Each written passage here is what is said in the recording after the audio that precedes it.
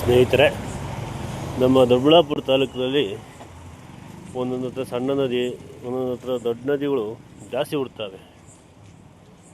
ಇಲ್ಲಿ Indica factory ಮಗ್ಳಿಗೆ ಒಂದು ಸಣ್ಣ ನದಿ ಹುಟ್ಟೈತೆ. ಅದು ಎಲ್ಲಿ ಹುಟ್ಟೈತೆ ಅನ್ನೋದು ಫೈಂಡ್ ಔಟ್ ಮಾಡೋಕ್ಕಾಗ್ತಾಯಿಲ್ಲ. ನಮ್ಮ ಅಧಿಕಾರಿಗಳಿಗೆ ತಿಳಿಸ್ಬೇಕು. ಯಾಕಂದರೆ ಒಂದು ಭಾಷೆ ಹಳ್ಳಿ ಹತ್ರ ಹುಟ್ಟಿದೆ, ಇನ್ನೊಂದು ಮಜರಾವಸಳ್ಳಿ ಸಂಬಂಧಪಟ್ಟಂಗೆ ಮಜರಾವಸಳ್ಳಿ ಹತ್ರ ಹುಟ್ಟಿದೆ. ದಯಮಾಡಿ ನದಿನ ಹುಡ್ಕೊಳ್ಬೇಕು. ಯಾಕಂದರೆ ರಾಜ್ಯಕ್ಕೆ ಒಂದು ಒಳ್ಳೆ ನದಿ ಕೊಟ್ಟಂಥ ಪುಣ್ಯ ನಿಮಗೆ ಬರ್ತೈತೆ. ಸಣ್ಣ ನದಿ ಜನಿತಾಯ್ತು ಅಷ್ಟೇನು.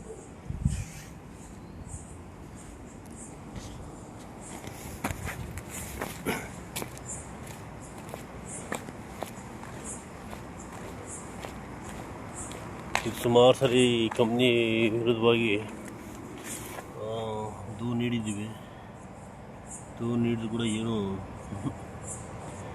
ಅಧಿಕಾರಿಗಳು ನಿರ್ಲಕ್ಷ್ಯ.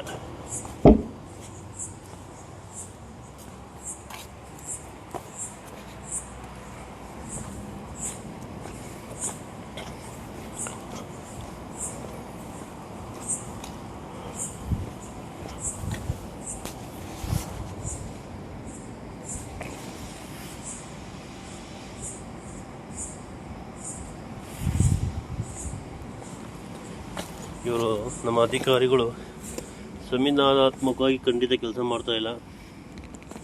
ಅವ್ರಿಗೆ ಕೆಲಸ ಮಾಡ್ತಾ ಇರೋದು ಬಂಡವಾಳಶಾಹಿಗಳ ಪರವಾಗಿ ಕೆಲಸ ಮಾಡ್ತಾರೆ. ಸರ್ಕಾರಿ ದುಡ್ಡು ಸಂಬಳ ತಗೊಂಡು ಬಂಡವಾಳಶಾಹಿಗಳ ಪರವಾಗಿ ಕೆಲಸ ಮಾಡ್ತಾವ್ರೆ.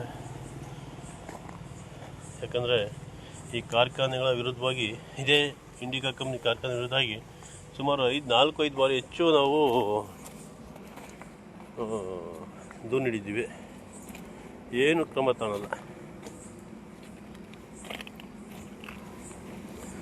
ತಾಯಿ ಒಬ್ರು ಯಾರೋ ಮಾತಾಗಿ ಹೇಳ್ತಾರೆ,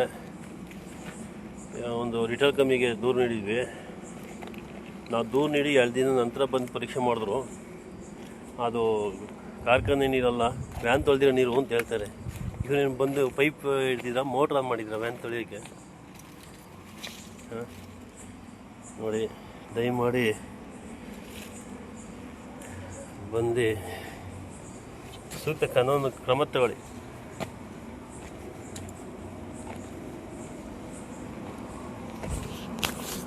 ಎಷ್ಟು ದಿವಸ ಅಂತ ನೀವು ಮಾಡ್ತೀರಾ? ನಿಜವಾಗ್ಲೂ ನಿಮಗೆ ಇದೇ ರೀತಿ ನಮ್ಮ ಶಾಪ ಅಂತೂ ನಿಮ್ಗೆ ತೊಟ್ಟೆ ಬಿಡಲ್ಲ ಅಧಿಕಾರಿಗಳಿಗೆ.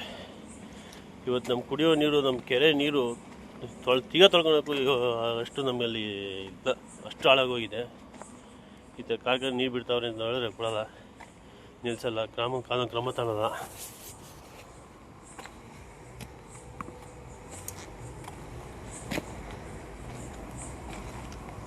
ಹೊಸ ನದಿ, ಇಲ್ಲೊಂದು ಇಂಡಿಕಾ ಕಂಪ್ನಿ ಮಗ್ಳಲ್ಲಿ ಒಂದು ಹೊಸ ನದಿ ಸಣ್ಣದಾಗಿ ಜರಿತಾ ಇದೆ, ಹುಡ್ಕೊಳ್ಬೇಕಾಗಿ ವಿನಂತಿ.